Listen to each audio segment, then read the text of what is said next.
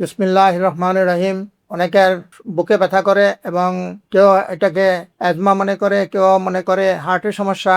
আমাদের কাছে লক্ষণগুলি বললে আমরা ওটার সমাধান দিতে পারি যে কোন রোগ। অ্যাজমার রোগীর লক্ষণ হলো তার বুকে সাই সাই শব্দ থাকবে, ব্রঙ্কাইটিস, নিউমোনিয়া ইত্যাদি হওয়ার পরে আস্তে আস্তে অ্যাজমায় রূপান্তরিত হয়। অ্যাজমায় শ্বাসকষ্ট, এই হাঁফানি রোগ। হাঁফানি রোগটা শুধু রাত্রে এমন লক্ষণ দেখা দেয়, সারা রাত ঘুমাতে পারে না, বসে থাকতে হয়। এই লক্ষণগুলি এবং বুকের মধ্যে ব্যথা অনুভব করে, শ্বাস নিতে কষ্ট হয়, কারো কারো ছাড়তে কষ্ট হয়।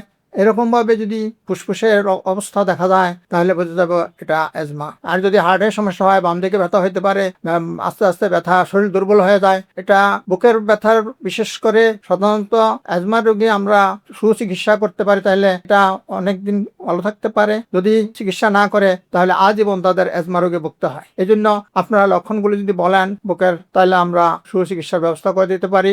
আর সবসময় আপনারা মনে রাখবেন যে অ্যাজমা, ব্রঙ্কাইটিস, নিউমোনিয়া এই সমস্ত থেকেই তো এই অ্যাজমা রোগ হয়। কিন্তু আপনারা সবসময় ঠান্ডা এড়ায় চলবেন এবং সবসময় গরম জায়গায় এবং কুসুম গরম পানি ব্যবহার করবেন, তাইলে আপনাদের এই রোগ থেকে মুক্তি পাওয়া যাবে এবং আরামদায়ক হবে। আর ওষুধের জন্য আপনারা বললে আমরা ওষুধের ব্যবস্থা আপনাদের করে দেবো ইনশাল্লাহ।